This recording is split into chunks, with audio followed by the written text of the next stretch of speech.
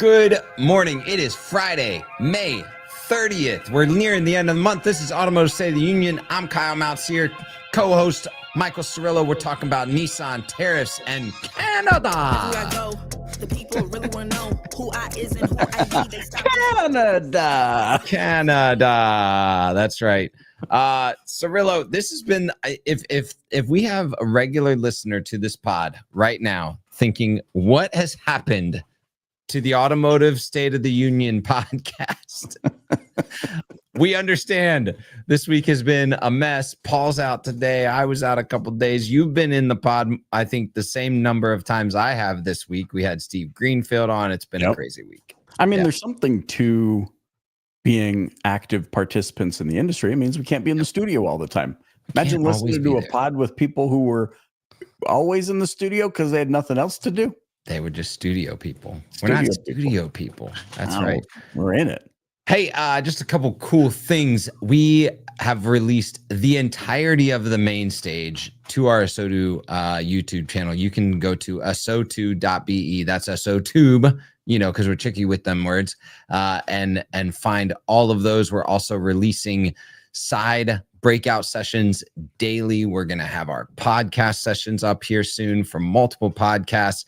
We're shipping podcasts to content creators that are going to have those up soon. If you missed any of the action, you can see what you missed.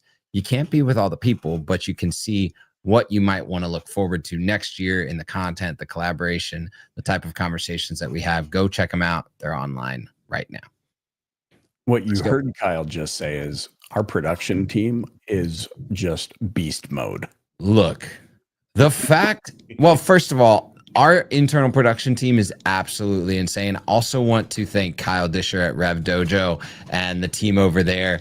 We shipped them, I don't know, Nathan, how many rooms of, I think like... We shipped them 3 rooms of content. There were like 10 pieces of content each, so 30 like half-hour pieces of content. They multi-cam cut those in like 3 or 4 days and helped us out a ton to make sure and get you the content so that it's relevant, because these topics were hot topics 2 weeks ago, and you know how fast this industry changes. You got to keep up with it. So crazy. Speaking of keeping up with it, stop. Segue time. The Nissan saga is a little bit tough to keep up with, but let's go around the bend with it for just a second. The CEO Ivan Espinosa wraps up his first quarter in charge. Nissan's financial stability still hangs in the balance with a massive debt wall looming and rumors of a fire sale just to raise cash. They have $5.12 billion in debt due in 2026, and they plan to refinance up to $4.15 billion of that. His turnaround strategy involves slashing 20,000 jobs, closing 7 global factories, and cutting $3.46 billion in costs by 2028. That's a lot. To free up capital, Nissan may also liquidate its high-value assets, including its stake in Renault, prime real estate in Japan, and even its iconic Yokohama quarters. With nearly half of its U.S. sales coming from imports, Nissan America's chairman, Christian Meunier, is leading a $2 billion cost-cutting push focused on boosting retail sales margins and managing tariff risks. A board source said, "We are not at the stage where we have to do something desperate," even though we kind of saw some rumors earlier this week about Toyota having some interest in some stake or something. I couldn't help I couldn't help but think as you were reading this story that this is like, okay, maybe you're saying it's not desperate, but this is like that TV show where they go and clean a hoarder's house. Yeah. At some point, the thought inevitably crosses that cleaning crew's mind. You know what? We should just burn this whole house down. That's right. That's right. Well, and I mean, obviously they brought in a new CEO, which anytime a new CEO comes in desperate times like this, there's going to be a lot of, kind of house clearing hoarder methodology. And Nissan dealers all know like this has to happen. So we're not doing anything desperate. You know what? While we're at it, let's cut another 100,000 jobs, get rid of the rest of our production facilities. No big deal. Yeah. Speaking of while we're at it. Segue time.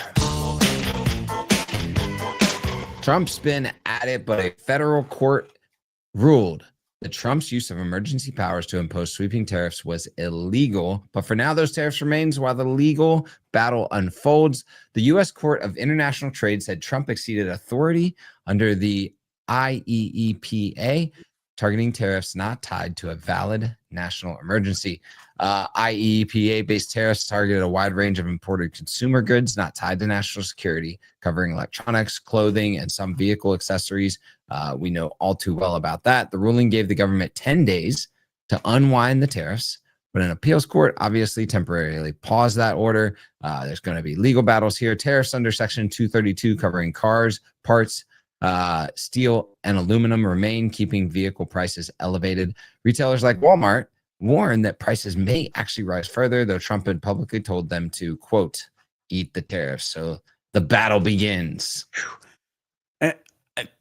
I've got my opinion on this, not too far out there, but it's like, I mean, we have to understand what's happening here. It's like there are checks and balances. This is why there's divisions in power in the United States, hopefully in other countries too. It's an accountability mechanism. I can't help but consider what businesses and dealerships would look like if we had the same checks and balances in place. So it's like, see, I told you Trump was wrong. No, I mean, at the level that they play, I'm always intrigued, especially at the political level, how they like punch each other in the face on camera. And then behind scenes, you see them having like just a leisurely conversation. A wonderful little where are we going to go play golf? And you're like, oh, okay. Like they don't actually hate each other's guts. They are deploying the mechanism of accountability that the country needs. And so that's the way I read into this. I'm like, it's not tariffs or not tariffs. It's checks and balances, and they're going to figure it all out.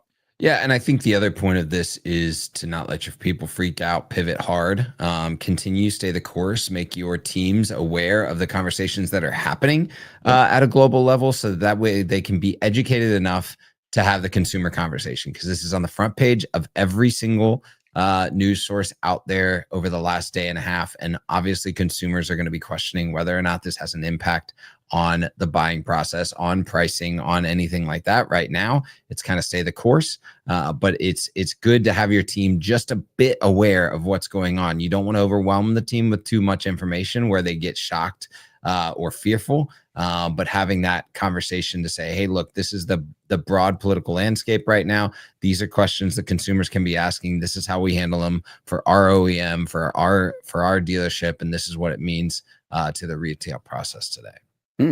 Speaking of consumer demand, Stop. Hey, come on, you look at you this week. Did you catch it earlier this week? Paul was like, that was pitiful. I was like, I'm trying, man. I'm trying. No, you came in strong. Friday's hot for you. Let's go. All right, let's go. I feel like, Nathan, the next time we do a story about Canada, like we're about to do, we need to have that brief, like, and then I like GM claimed the top EV spot in Canada after more than doubling its electric vehicle sales in Q1, driven by fresh model launches and Tesla's sharp drop. GM sold 5,750 EVs in Q1, led by the Chevy Equinox EV and the new Cadillac Optic, outpacing Tesla's volume.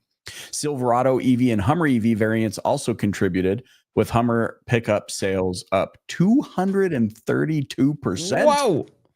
Tesla's registrations in Quebec plunged 87%, impacted by positive EV rebates at both federal and provincial levels.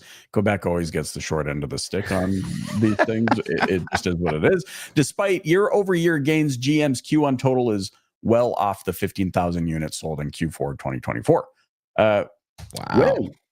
That that's pretty shocking to me. Although if you look at like the vehicles that are winning, the Silverado EV, the Hummer EV, cars that sit up off the ground, you think about being in places where you need to be off the ground, right? Lots of snow, lots of weather. And Tesla, obviously, they win with the Model 3, the Model Y.